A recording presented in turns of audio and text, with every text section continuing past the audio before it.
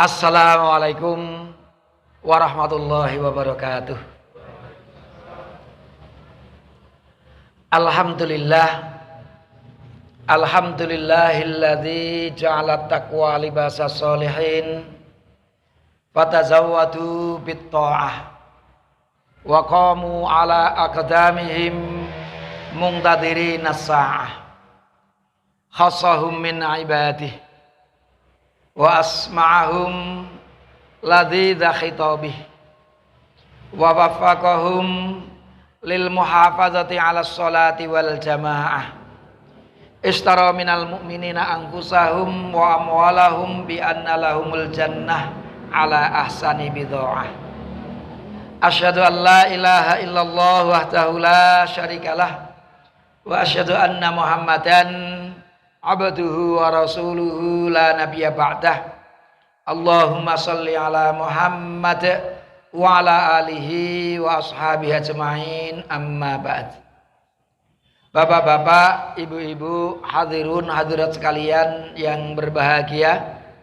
Pertama, mari kita selalu panjatkan puji syukur kehadirat Allah Subhanahu wa taala atas segala nikmat yang telah diberikannya kepada kita semua, khususnya nikmat iman dan Islam.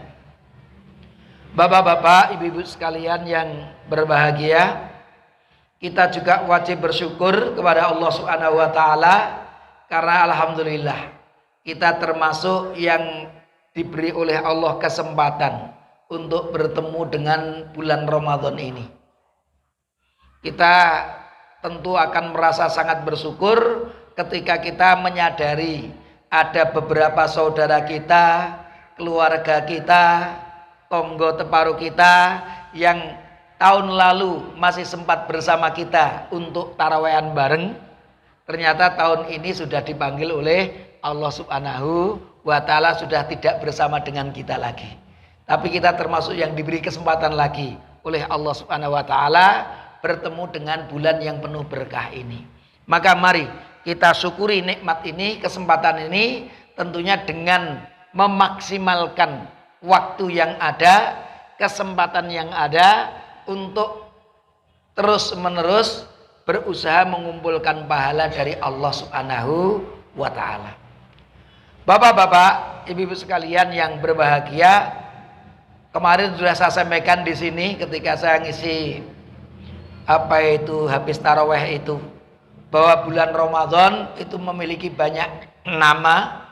Ada bulan puasa, ada bulan yang penuh berkah, ada bulan qiyamul lail, ada bulan Quran, ada bulan sedekah, ada juga bulan maghfirah.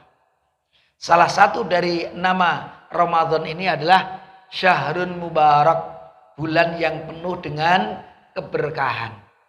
Rasulullah di dalam satu hadis bersabda, qad ja'akum Ramadan, telah datang kepada kalian bulan Ramadan, Syahrun Mubarak, bulan yang penuh dengan keberkahan.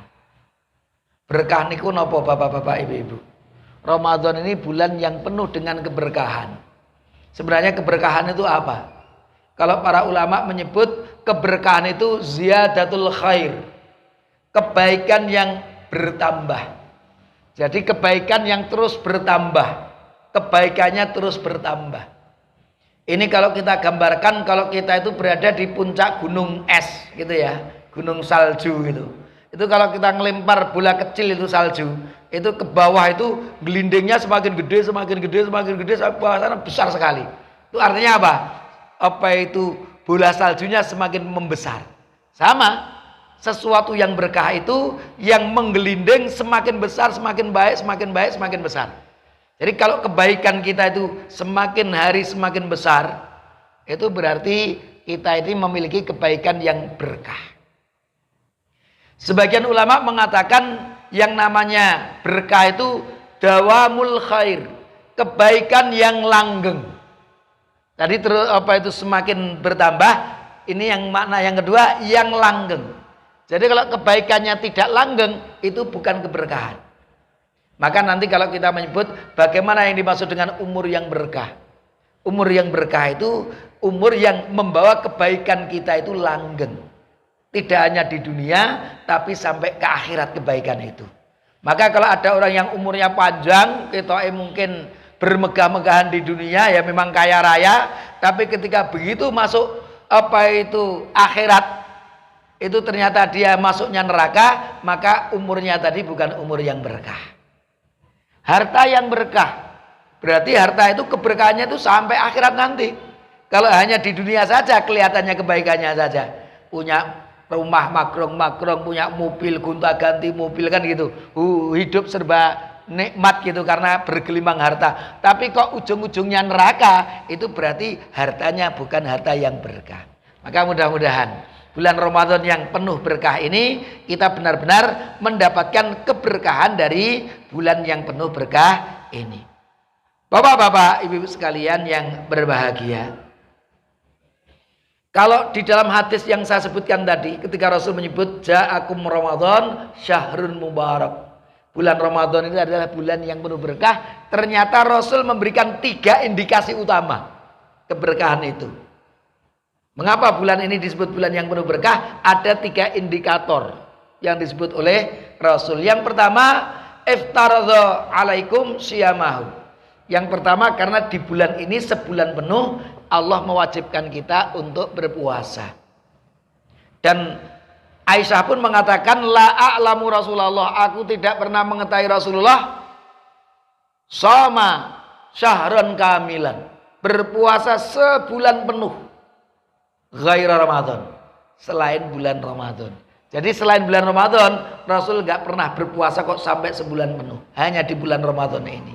Ini keberkahan yang pertama, sebulan penuh ini kita berpuasa di bulan Ramadan, yang kalau kita lakukan dengan imanan wahtisaban, kita akan diampuni dosa-dosa kita oleh Allah. Ini keberkahan yang pertama. Keberkahan yang kedua, pintu-pintu surga dibuka lebar-lebar, pintu neraka ditutup rapat-rapat, dan setan-setan dibelenggu, baik setan dari jenis jin maupun manusia. Dibelenggu itu daya godanya itu tentunya berkurang. Kita bisa merasakan itu bapak-bapak. Daya goda berkurang itu kita bisa rasakan. Bapak-bapak, ibu-ibu coba. Kalau di luar Ramadan 1 bulan, 2 bulan khatam Al-Quran. Tapi kalau di bulan Ramadan insya Allah kita bisa khatam Al-Quran. Ibu-ibu, bapak-bapak, kalau di luar Ramadan itu apa kita setiap malam qiyamul lail? Coba kita lihat. Kalau kita masuk bulan Ramadan, sudah 28 hari ini, waduh, aku kok bolong pindu ping telu. Bolong pindu ping telu qiyamul lail itu wis rada ra penak. Wah, kilong siji, kilong loro. Padahal guru kilong siji loro dalam 1 bulan. Padahal kalau di bulan yang lain, sing kilong malah 28 kan begitu. Yang mengerjakan cuma 1-2. Itulah titik keberkahan dari bulan Ramadan. Jadi luar biasa bapak-bapak, ibadah-ibadah kita itu semuanya menjadi lebih kelihatan lebih ringan, karena memang Allah dan Rasulnya menyebutkan bahwa di bulan Ramadan ini setan-setan dibelenggu. Jadi godaan-godaan itu semakin sedikit, sehingga beribadah, beramal soleh itu kelihatan jauh lebih ringan dibandingkan ketika di luar bulan Ramadan. Itu keberkahan bulan Ramadan yang kedua. Yang ketiga, karena di dalamnya ada Lailatul Qadar. Ada Lailatul Qadar yang 1 malam itu lebih baik dari 1000 bulan. Jadi kalau kita mendapatkan kebaikan dari 1 malam itu kita berarti mendapatkan kebaikan kurang lebih 1000 bulan. 1000 bulan ini kalau kita hitung ibu-ibu, bapak-bapak, itu 80 tahun. 1000 bulan itu. Jadi 1 malam itu kalau kita memaksimalkan untuk zikir, ibadah atau beramal soleh di waktu itu, maka seakan-akan zikir kita itu, ibadah kita itu, amal soleh kita itu senilai 80 tahun. Loh, kok sampai begitu hebatnya ya? Karena ternyata dulu ada riwayat, sahabat-sahabat Rasul itu mendapatkan cerita, ada seorang dari Bani Israel yang soleh, yang kalau setiap siang itu dia berjuang, kalau malam hari dia beribadah kepada Allah ratusan tahun karena umurnya panjang. Maka para sahabat mempertanyakan, wahai Rasul, Bagaimana kita bisa bersaing dengan orang dari Bani Israel tadi yang begitu soleh dan hidupnya ratusan tahun. Sementara kita ini umurnya pendek-pendek Rasul. 50, 60, 70 itu udah di atas 70 itu udah bonus itu. Jadi kalau ada yang berumur 70 ke sana itu insya Allah udah bagian dari bonus. Kebanyakan itu sebelum 70, bahkan banyak yang sebelum 60. 50 sebelumnya aja sudah banyak yang dipanggil oleh Allah. Maka kalau Nabi Nuh itu ceritanya dakwahnya itu sampai 800 tahun itu dakwah beliau. Itu umurnya beliau berapa waktu itu kan gitu.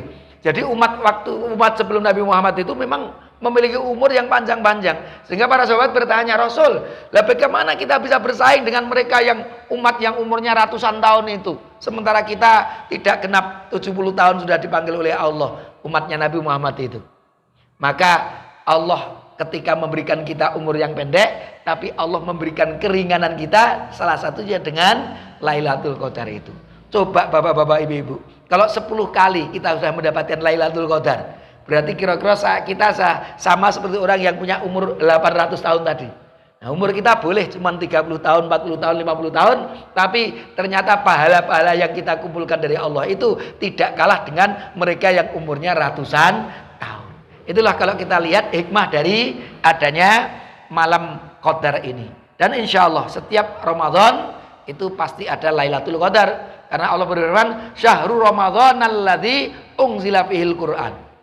Bulan Ramadan di mana Al-Qur'an diturunkan. Allah juga berfirman, Inna anzalnahu, sesungguhnya kami turunkan Al-Qur'an itu fi Lailatul Qadar, di dalam malam yang penuh dengan kemuliaan.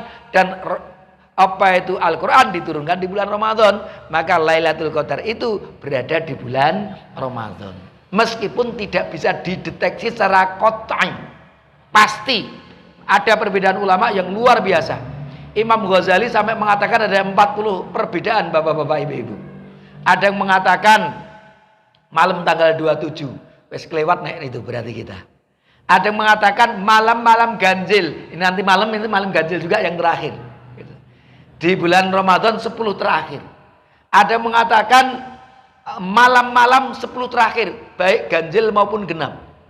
Ada yang berpendapat ganjil-ganjil separuh, 15 sampai terakhir, yang ganjil saja. Ada yang menyatakan ganjil dan genapnya. Ada yang mengatakan semua malam-malam ganjil di bulan Ramadan itu memungkinkan ada Lailatul Qadar.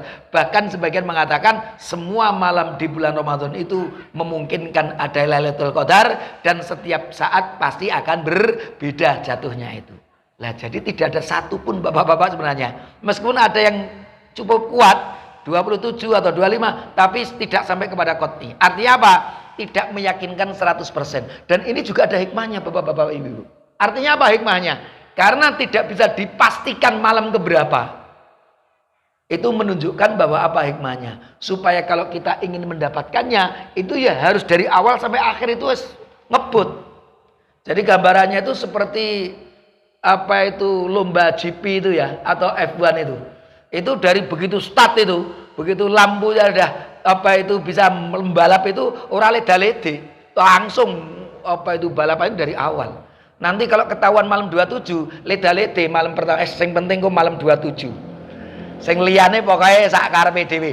Tapi gandeng malam Lailatul Qadar ini tidak diketahui kapannya, maka kalau kita ingin berusaha mendapatkannya, ya paling memungkinkan untuk mendapatkan itu setiap malam kita berusaha untuk apa itu memaksimalkan amal dan ibadah kita, sehingga mudah-mudahan salah satunya adalah Lailatul Qadar. Ini masih ada 2 malam lagi kan, malam 29 dan malam ke-30 bagi yang berpuasanya hari Sabtu. Karena kemarin ada yang berpuasa hari Sabtu, ada yang berpuasa hari Ahad. Kalau yang hari Sabtu berdasarkan maklumat dari pimpinan pusat Muhammadiyah, tanggal 29 Ramadan besok, itu ketika matahari tenggelam, sudah dilihat berdasarkan ilmu hisab. Itu posisi hilal di bawah ufuk. Jadi belum wujud hilal itu. Maka bulan Ramadan ini, tahun ini genap 30 hari. Tapi yang puasanya hari Ahad, nanti tanggal 29-nya, itu berarti tanggal 30 Ramadannya yang puasanya hari Sabtu. Itu ketika matahari tenggelam, posisi hilal itu di atas 4 derajat, 4, sekian, 4 derajat. Kalau hitungan Kemenak itu kemungkinan untuk bisa dilihat itu dulu ukurannya 2 derajat. Tapi terakhir kemarin diperbarui 3 derajat. Karena kemarin waktu awal Ramadan itu atau akhir Syawal itu ternyata 2,1 derajat. Itu belum 3 derajat, dianggap belum kelihatan. Meskipun kemarin kelihatannya ada FPI. Timnya FPI itu melihat dengan ru'yah tapi melihat. FPI bukan Front Pembela Islam loh, itu Front Persaudaraan Islam. Karena saya membela Islam kita sudah dibubarkan. Jadi juga masih majelisnya itu sudah timnya meru'yah dan melihat, mereka berani disumpah bersyahadat. Tapi karena tadi kurang dari 3 derajat diabaikan. Nah, itu karena ya menggunakan ukuran kalau kurang dari 3 derajat dianggap tidak wujud atau tidak ada. Nah, sekarang seperti itu. Tapi insya Allah nanti di tanggal 29 Ramadan apa itu yang hari Ahad itu posisi hilal itu di atas derajat itu di atas ufuk 4 derajat koma. Jadi insya Allah teleskop mudah untuk menangkap. Meskipun tetap masih ada kemungkinan untuk berbeda. Bagaimana kemungkinannya? Yaitu kalau pada hari itu, sore itu mendung berat. Itu setinggi apapun lah, 8 derajat, 10 derajat, mendung berat itu apalagi hujan deras itu ya ora mungkin gitu. Pasti akan digenapkan kalau yang menggunakan metode ru'yah. Maka ya mudah-mudahan di hari itu nanti apa itu keadaannya ya cerah sehingga insya Allah umat Islam khususnya di Indonesia nanti bisa berlebaran bersama-sama. Bapak-bapak, ibu-ibu sekalian yang berbahagia, Ramadan, bulan Ramadan ini kalau kita gambarkan itu seperti toko-toko swalayan, Matahari Mall yang mengadakan apa? Diskon besar-besaran. Kalau mengadakan diskon besar-besaran kan edan-edanan itu. Diskon 50% plus 20%. Diskon 50% plus 20% itu. Diskon 50% baru engko dikurangi lagi 20%. Jadi diskon 80%. Luar biasa. Itu tujuannya apa toh? Swalayan itu mengadakan diskon besar-besaran. Kira-kira itu untuk mendatangkan apa itu pengunjung yang ramai. Karena kalau diskonnya regane 1.000, ranek diskon ya 1.000. Gandeng di diskon 80%, kari 20.000. Sudah berbondong-bondong. Diskonnya separuh lagi, 50%. Maka orang pada berbondong-bondong kenapa? Untuk mendapatkan diskon itu. Itu tujuan utama dari Sawalan yang bikin diskon-diskon. Itu apa? Supaya pengunjungnya nanti berbondong-bondong datang. Kemudian ketika masuk ke apa itu Sawalan itu melihat, wah ternyata swalayan ini enak ini, ora panas, AC-nya ya sip. Wah ternyata pemandangan ya indah. Oh ternyata barang-barangnya lengkap. Maksudnya apa? Maksudnya nanti kalau sudah tidak ada diskon lagi, maka mereka tetap mengunjunginya sebagai pengunjung-pengunjung yang rutin ke situ setelah tidak ada diskon. Itu tujuan dari mereka membuat diskon tadi. Sehingga kalau nanti pas waktunya diskon rame banget. Tapi kok pas ora di diskon itu bane kok sepi neh. Kira-kira yang bikin panitia diskon itu tadi kecewa enggak? Kecewa. Bane jedule guru diskon tok iki. Meskipun ya lumayan tapi tetap ada kecewaan. Tapi kalau umpamanya berbondong sudah tidak ada diskon, tetap berbondong-bondong, wah, tujuan saya tercapai. Itulah Allah Subhanahu wa taala ketika memberi kita 1 bulan Ramadan. Karena ada diskon besar-besaran, ibadah-ibadah kita dilipat gandakan oleh Allah dengan keberkahan bulan ini kan. Sampai Lailatul Qadar itu dilipat gandakan berapa? 1000 bulan. 1 malam itu sama dengan 1000 bulan. Diskonnya berapa ribu itu? Itu sehingga apa? Menjadikan orang berbondong-bondong. Maka tidak aneh kalau di bulan Ramadan itu softnya itu kita mungkin penuh ya. Penuh. Kalau di luar Ramadan paling 2 soft, 3 soft. Begitu Ramadan kurang ternyata softnya itu. Tapi sebenarnya juga selalu ada kemajuan kelihatannya. 9 soft, nanti setengah bulan tinggal 7 soft. Tinggal seminggu, sepekan, tinggal 5 soft. Kembali lagi semua. Begitu Ramadan selesai, tinggal 1 soft, 2 soft lagi. Nah, ini kan artinya tujuan Allah, la'allakum tattaqun, menjadi orang yang taat kepada Allah Subhanahu wa taala. Itu belum tercapai. Kalau berbondong-bondongnya naik gur bulan Ramadan tok lah. Coba bayangkan kalau kita ini di bulan Ramadan itu kegiatan keumatan tetap seperti bulan Ramadan, ibadah-ibadahnya seperti ini, itu baru tujuan Allah tercapai, la'allakum tattaqun. Maka itulah kita bisa menyadari bahwa ternyata kita itu bukan makhluk yang sempurna. Kita makhluk yang lemah, tidak bisa istiqomah dengan istiqomah yang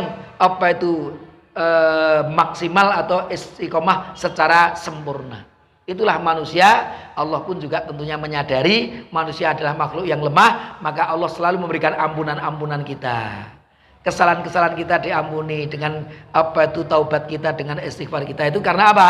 Allah Maha tahu manusia bukan makhluk yang kuat, tapi sebenarnya makhluk yang lemah. Maka meskipun kita disebut oleh Allah makhluk yang lemah, kita berusaha semaksimal mungkin untuk terus taat kepada Allah Subhanahu wa ta'ala.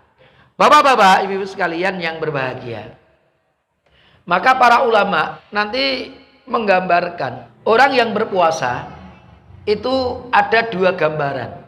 Janjane awake dhewe iki berpuasane itu seperti seperti ular. Nah, inilah.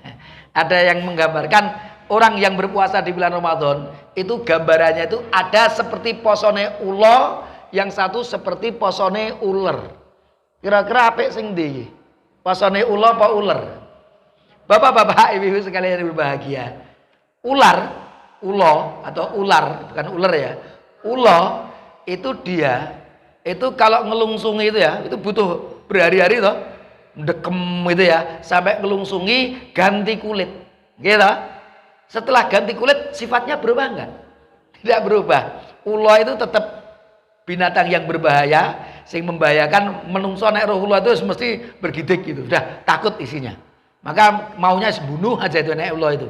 Wes dimanfaati kulitnya weh, tapi ulone dibunuh wae karena apa? Bahaya kan gitu. Jadi sifatnya itu membahayakan. Dan ternyata setelah mengalami puasa, ya kan? Puasa untuk ngelungsungi itu, hanya ternyata yang berganti hanya bajunya saja ngelungsungi itu, tapi sifatnya tidak berubah. Lagi posone ulo itu berarti. Ya, mudah-mudahan kita tidak berpuasa itu koyo posone ulo. Sudah bertemu Ramadan ping piro itu? Anggap saja kita mulai berpuasa umur berapa? 15 tahun mamanya. Sekarang kita sudah berumur berapa? 55 tahun. Berarti 15 yang 55. Pinten niku? Sudah 40 tahun, anggap saya begitu ya, anggap saya 40 tahun ketemu Ramadan ping 40. Bayangkan nek untuk Lailatul Qadar 40 itu pengke wae 80 tahun. Nah kan itu lah. Nah, itu 40 ping 80 berapa ribu tahun kita itu sekarang hidup. Tapi kok ya ini sifatnya jek padha. Durhakane kepada Allah jek padha, kan gitu toh. Bermaksiatnya jek podo lagi, berarti kita posone gur poso ulo ini. Nah, mudah-mudahan kita tidak termasuk yang posone itu koyo ulo. Tapi mestinya kita itu puasanya seperti ulat atau ular. Bapak-bapak, ibu-ibu, kita tahu kan, yang namanya ulat itu juga hewan yang merusak juga. Apalagi Pak Tani dengan ulat itu pokoknya musuh besarnya itu. Karena dia memakan dedaunan, merusak tanaman, membuat tanaman-tanaman itu gagal panen. Kira-kira seperti itu, gagal berbuah sehingga tidak bisa dipanen, itu ular. Jadi merusak itu. Tapi coba setelah melakukan puasa, berubah, bermetamorfosis menjadi kepompong. Setelah itu berubah menjadi kupu-kupu. Apakah sifatnya sama? Ternyata berbeda. Mengalami perubahan sifat. Dari yang merusak tanaman, ini jadi membantu penyerbukan bahkan. Dia kalau kupu-kupu itu membantu penyerbukan. Bunga-bunga itu dimakan sarinya sama kupu-kupu ini termasuk penyerbukannya sehingga bisa menjadikan buahnya maksimal. Ini jadi apa? Ternyata dari ular yang merusak, sifat-sifatnya buruk, banyak berbuat maksiat, banyak berbuat zalim, tidak hanya kepada diri sendiri, juga kepada orang lain, seperti sifat ular, tapi begitu mengalami puasa, bermetamorfosis menjadi lebih baik, menjadi semakin taat, menjadi tidak berbuat zalim kepada orang lain. Itu artinya poso kita berarti posone kaya posone ular. Ada perubahan sifat. Karena bapak-bapak, ibu-ibu sekalian yang berbahagia, ketika kita membaca firman Allah, a'udzubillahi minasyaitonirrajim, ya ayyuhalladzina amanu kutiba alaikumussyiyam kama kutiba alal ladzina min qablikum la'allakum tattaqun. Hei orang-orang yang beriman, kalian diwajibkan oleh Allah untuk berpuasa. Sebagaimana puasa ini juga telah diwajibkan kepada umat-umat sebelum kalian. Apa tujuan Allah? La'allakum tattaqun. Agar kalian menjadi orang-orang yang bertakwa kepada Allah. Artinya apa? Inputnya orang yang beriman, outputnya menjadi orang yang bertakwa. Itu artinya apa Bapak-bapak, Ibu-ibu? Artinya derajat takwa itu di atas dari iman. Jadi orang yang beriman belum tentu mereka itu termasuk orang-orang yang bertakwa. Tapi kalau orang itu bertakwa kepada Allah, pasti 100% dia termasuk orang-orang yang beriman kepada Allah Subhanahu wa ta'ala. Maka sebenarnya mari dengan Ramadan itu kita menaikkan kelas kita. Dari hanya sekedar beriman kepada Allah menjadi orang yang beriman dan bertakwa kepada Allah Subhanahu wa ta'ala. Karena orang yang beriman banyak melanggar aturan Allah. Nah, itu berarti belum bertakwa. Loh, kuncinya takwa itu at-ta'ah, ketaatan. Maka bapak-bapak, ibu-ibu, sebenarnya intisari ibadah-ibadah yang Allah wajibkan kepada kita itu supaya apa toh? Supaya kita menjadi orang-orang yang bertakwa itu.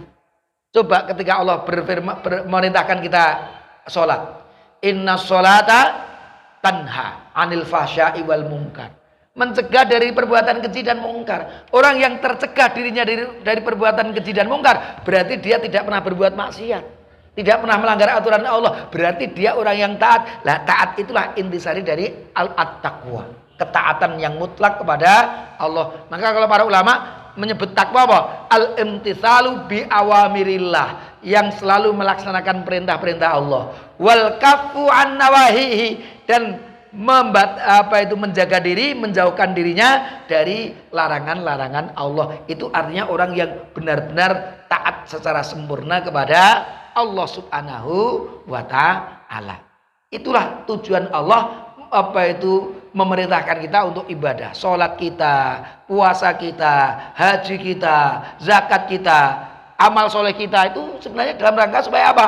Kita benar-benar menjadi orang-orang yang bertakwa. Maka tidak aneh kalau Allah berfirman, inna akramakum indallahi atqakum. Yang paling mulia di sisi Allah dari kalian itu nanti adalah takwanya, ketaatannya kepada Allah Subhanahu wa ta'ala. Maka Allah juga berfirman, in tattaqullah yaj'al lakum furqana.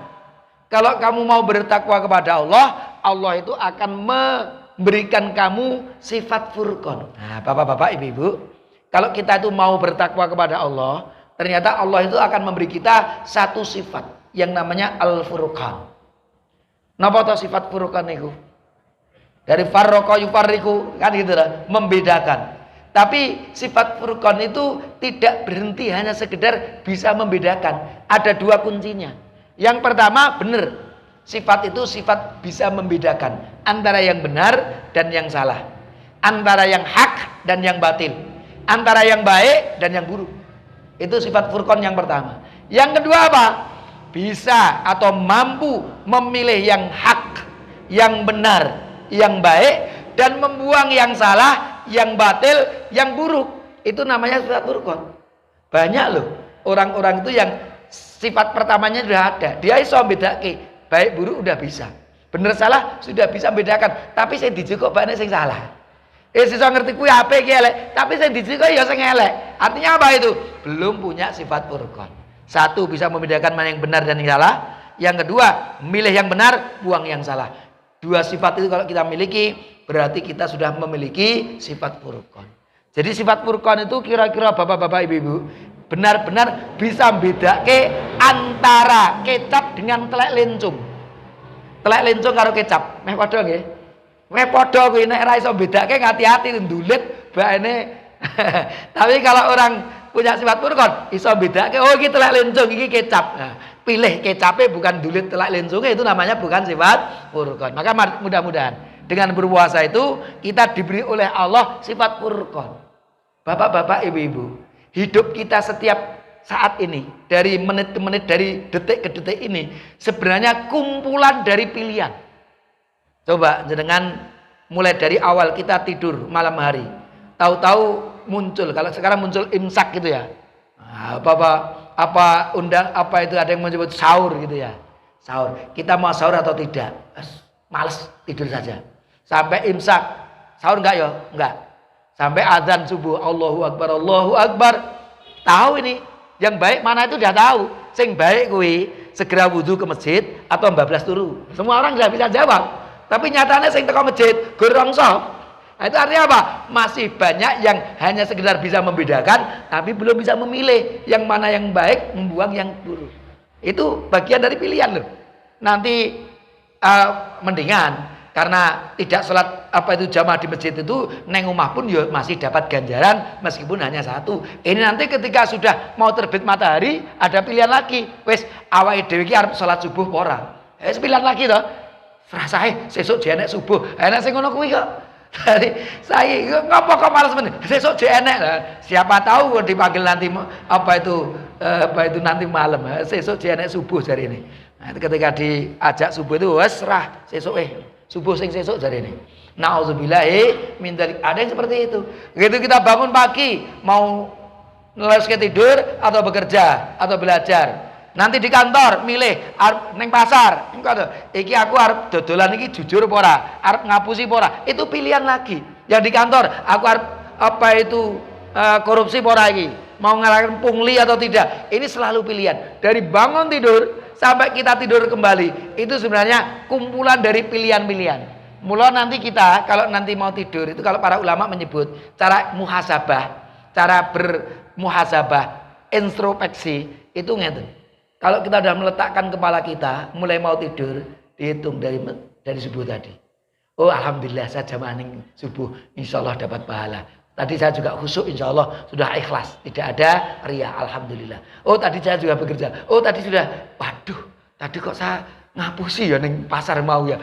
Sudah kejeglong siji. Nanti kalau ada 20 pilihan kuwi sak dina kuwi, kok ternyata kejeglong 10.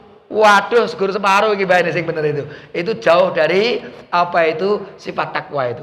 Tapi nek kejeglong siji loro tur ya sing makruh-makruh saja, bukan yang haram ya. Mudah-mudahan kita sudah mendekati sifat Al-Furqan itu, kita sudah dekat dengan ketakwaan kepada Allah. Siapa yang bisa menilai? Ya diri kita sendiri.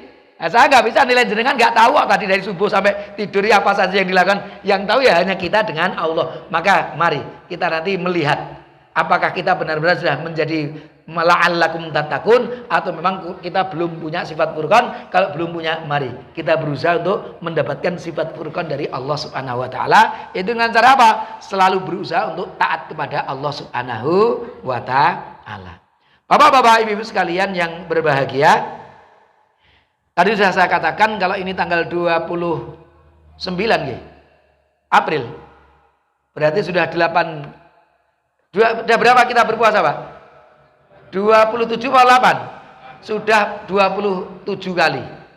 Sing 28 itu belum tentu iki. Karena ibu-ibu tahu-tahu haid itu ya selesai, batal itu. Hari yang ke-28 belum jadi puasa. Jadi kalau nanti dah dul maghrib, ini baru benar-benar kita sudah berpuasa sebanyak 28 kali. Sekarang baru 27, tapi belum 28 karena belum jelas ini. Sampai maghrib nanti apakah kita benar-benar bisa menuntaskan ibadah itu dengan benar. Mudah-mudahan semuanya bisa menuntaskan hari ini dengan maksimal. Bapak-bapak, ibu-ibu sekalian yang berbahagia, tentunya setelah Ramadan habis, apa ya yang perlu kita lakukan? Yang pertama kita lakukan nanti takbiran. Wa litukmilul iddata wa litukabbirullaha ala ma hadakum. Agar kamu menyempurnakan jumlah puasa kamu. Nek wis entek posone wa litukabirullah, untuk bertakbir. Maka para ulama menyebut kapan itu mulai takbir? Ya ketika poso entek. Kapan poso entek itu? Maghrib Ramadan terakhir. Begitu adzan maghrib, disitulah waktu kita sudah mulai bertakbir. Dengan kita takbiran itu, Allahu Akbar, la ilaha illallah itu tadi. Kapan? Ketika Ramadan habis, yaitu ketika masuk hilal bulan Syawal. Itu mudah-mudahan nanti kita juga akan memperbanyak bertakbir. Kemudian apa setelah itu? Ada kewajiban yang lain, yaitu mengeluarkan zakat fitri bagi yang mampu.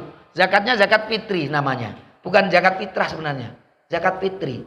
Faradha Rasulullah zakatal fitri. Allah mewajibkan zakat fitri, bukan zakat fitrah. Idulnya juga bukan idul fitrah loh ya. Nanti kita idulnya idul fitrah apa idul fitri? Idul fitri. Maka zakatnya juga zakatul fitri. Fitrun itu apa toh? Fitrun ini artinya berbuka. Berbuka itu kebalikan dari poso. Maka zakatul fitri itu zakat kita diwajibkan oleh Allah mengeluarkan zakat. Mengapa? Karena mulai hari itu kita sudah tidak diwajibkan lagi oleh Allah berpuasa. Kita semuanya sudah berbuka semuanya. Bahkan naik poso di tanggal 1 Syawal itu dosa kita. Wis rekoso-rekoso poso malah dosa. Hari raya kok malah poso, nekat poso. Itu wis rekoso tur dosa. Kan gitu toh. Maka hari itu hari berbuka. Maka disebut Idul Fitri, hari raya berbuka. Semua orang makan-makan dan minum semuanya, bukan minum-minuman keras. Maksudnya minum minuman yang halal. Itu maka disebut apa itu hari raya Idul Fitri. Zakatnya juga zakat fitri, karena hari itu sudah tidak berpuasa lagi. Kita diwajibkan untuk apa? Mengeluarkan zakat fitri. Pinten sok niku? Satu sok niku pinten niku?